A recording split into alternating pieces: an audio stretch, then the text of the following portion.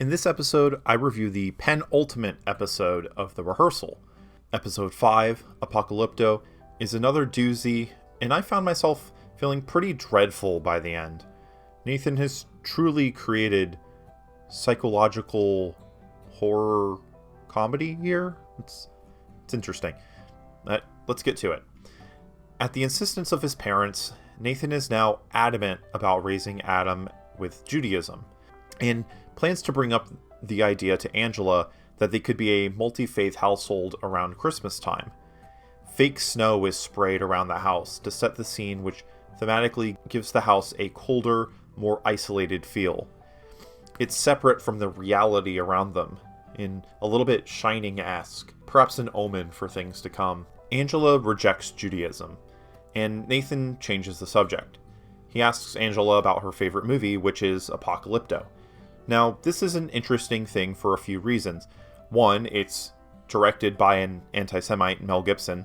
Two, the name Apocalypto translates to uncovering, or in another word, a revelation.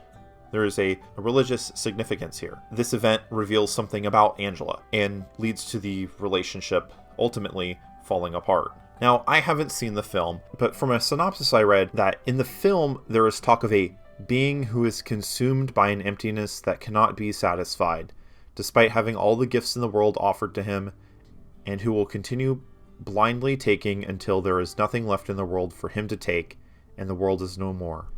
Does that remind you of anyone? My interest is definitely piqued, and perhaps I'll have to give the movie a watch sometime. These moments of Nathan in the kitchen feel so candid at times. When Nathan reacts here, it feels like a little bit of the real Nathan shining through. You joked about eating feces. He riffed it. We should be writing instead of riffing. That was a misstep. She just cannot let this poop joke go. Is she like constipated or what? Nathan secretly takes Adam to synagogue, hoping to spark an interest in Adam's Jewish side. Nathan seems like a fairly non-committal Jewish person. I hadn't been to synagogue in years because it's so boring. Shabbat shalom. So he enlists the help of a tutor, Miriam. Eventually there is a confrontation between Angela, Miriam, and Nathan. Angela is kind of being anti-Semitic. I mean, her favorite movie is directed by Mel Gibson after all. She again outright refuses Judaism as a faith to teach Adam. Nathan is told to be an adult, but he brought Miriam to help convince Angela, and when the fight breaks out, he instigates from behind the camera. What's the deal Yeah, here? what's the Why are you deal? so persistent about this? One thing that crops up a lot in the show is deception. He lies a lot. He does. Thomas admits to Nathan during the Fielder method that he feels uncomfortable lying to someone. Nathan, to seem normal, says he doesn't like lying either. Thomas is a very interesting reaction, laughing to himself. What Nathan just said, in and of itself, was a lie. Have you ever lied? Well, yeah, there have been times that I didn't tell the whole truth. So you're a liar? Well, no, I mean, I don't make a habit out of lying. Then I can't believe anything you say. Nathan reviews the footage of Angela alone in his now fully functioning fake bar. While he was away, she no longer really took the part seriously. I think this is reminiscent of something the Nathan For You Finding Francis finale was getting at with the Macy plotline. If the camera isn't really on you, are you still going to perform your role? Even if Angela isn't an actor, there is a noticeable switch in behavior. Like any actor, she performs for the camera. Nathan arranges a fake Angela for him to practice his confrontations. She is very combative, but I think this fake Angela lets Nathan wrestle with the side of himself that he hates. This part of him that manipulates others for his show. The part of him that is self-centered and unable to connect with others. Nathan believes that he is unlikable, so he hires someone to confront that part of himself. It seems almost masturbatory and masochistic, because Nathan is the director of everything happening here. Who do you think gave fake Angela that direction? During the final confrontation's test run, Nathan converses with fake Angela, and when Nathan questions her for her lack of commitment, she points out how absurd everything is, how self-centered Nathan is. She doesn't know when something is a joke or serious. Why is he here? Is it for work? Is it for his own wish fulfillment? She demands to know if she is just some big joke to be laughed at, and Nathan says that the show isn't all about jokes. It can be complicated. The scene ends, and Nathan suggests maybe they can do a nicer version of the scene, while the camera pans down to a broken lamp on the ground. This moment is my favorite bit in the show. Honestly, fake Angela deserves the Emmy. Do you want to feel something? Do you want to feel something real? Yeah. It's time for Nathan to confront Angela. Ultimately, Nathan's selfishness ruined his partnership.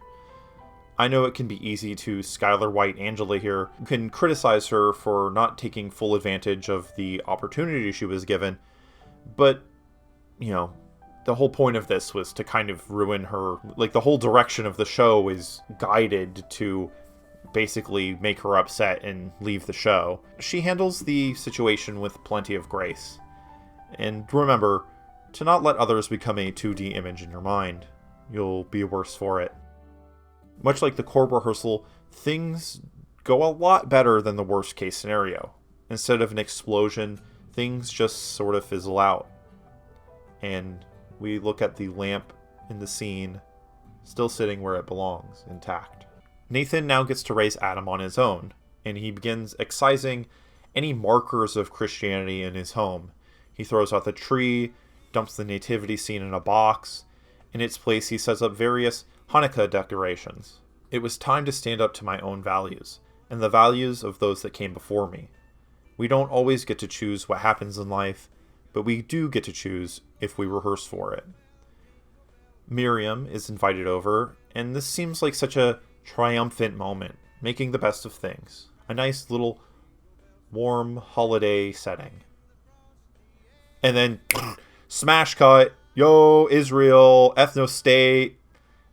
Angela's anti-Semitism is replaced by Miriam's war crime denial, and Miriam lectures about the importance of Israel, making excuses for some pretty dark stuff. That there was going to be a bombing. They had time to get out if they wanted to. So the AP right away blamed Israel for everything. The media is biased. You have a platform, you should talk about how beautiful Israel is. This moment is just like a perfect gut punch. It's like the ending of a horror movie where you think the protagonist is out of the woods, only to get ganked at the last second. Nathan regresses to his old cowardly ways. And as I mentioned Apocalypto earlier, the film Apocalypto is criticized for a subtext of Western imperialism and American exceptionalism. It's a movie about the Mayans, but it's not really about the Mayans. It's allegorical to modern society, and it frames colonialism in a positive light. Similarly,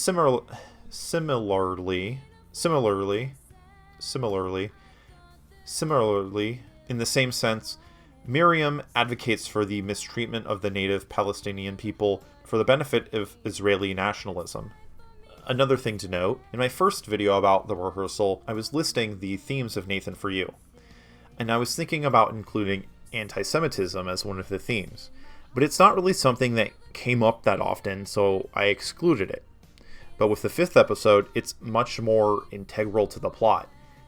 Angela is against raising Adam as partially Jewish. Nathan receives guidance from his parents, reminding him that he was very passive in previous relationships in order to avoid conflict. And in this series, I recall a scene where, in episode 3, Patrick makes some sort of remark about how Jews behave with money, which Nathan questions, but ultimately lets slide, excusing it for a more authentic rehearsal. Nathan is kind of a pushover, especially when it comes to women. Honestly, a lot of this stuff is relatable to me.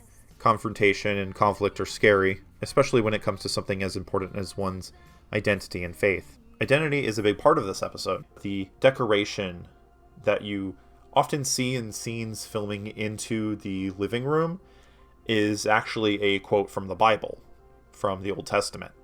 It reads, "Perhaps this is the moment for which you were created." This is from the Book of Esther, a book written from the perspective of a woman in a story that is more about Jewish cultural practice and resistance to tyranny rather than a story about religious dogma. I don't get the feeling that Nathan is deeply devout, but he likes to celebrate the holidays, and keeping tradition is important to him. Pushing a broader, more destructive idea on others, however, seems to be against Nathan's principles. Recently, there was some Twitter discourse about how manipulative this style of comedy is. Which, inherently, it kind of is. No one likes to be laughed at. No one likes to be an outsider. It's not uncommon for members of outgroups to turn the blade on others to cope with the injustice of their own treatment. Perhaps that's what Nathan is doing here. Regardless, I have to commend Nathan for making comedy that pushes boundaries. Unlike other comedians I could name, the boundaries Nathan is pushing isn't transphobia or something bigoted like that. Nathan is trying to examine how absurd each of our lives are, what connects us together, our little contradictions and hypocrisies that make us so complex. Each subject can be laughed at, but also pitied. He uses the medium of a parody reality show to blur the lines between what is real and what is fake. This allows the viewers to more easily suspend their disbelief. Think of a show like The Office. The mockumentary approach makes the time you spend with the characters seem so intimate. That intimacy turns mundane details into absolutely hilarious moments because they feel real. Angela from The Rehearsal, cutting spaghetti, wouldn't be that funny if it was on a show like The Big Bang Theory, but it's wild in the context of seeing a real person do it. I waver between what is real and what is an act constantly when I'm watching this show. Obviously, Nathan and his editors have a lot of control of what's going on. Angela, it was a chocolate bar. I don't care. But to what extent does that control reach? At the very least, Nathan can shape the path of where he wants the narrative to go next. I wish I had more time to rehearse, but I really wanted to get this video out. The finale is coming out very soon. If I had more time, I would probably have watched the film Apocalypto, as well as the film Synodoche, New York. I don't know how to say that. It's a Charlie Kaufman film, Synecdoche, New York, because both films are clearly referenced in this series, and watching them could have led to a greater understanding on my part. For predictions of the final episode, will everything come tumbling down? It seems like the preview we will see Angela again. From the trailer that was released back in July, Nathan will be attacked by a grown man dressed as a child. Perhaps he needs to rehearse with Adam. We also have a scene from Adam's birthday party, which we know will happen soon. And I can tell that the actors here aren't clapping because they think that the claps are going to be dubbed in later. Kind of funny. Personally, I think that Nathan is going to realize he isn't ready for kids. No idea what season 2 could be about. God willing, we'll get that. We'll have to see if the Prestige is pulled off. What do you all think? Could there be a season 2? What would that even look like at this point? Thank you all for watching. Bye-bye.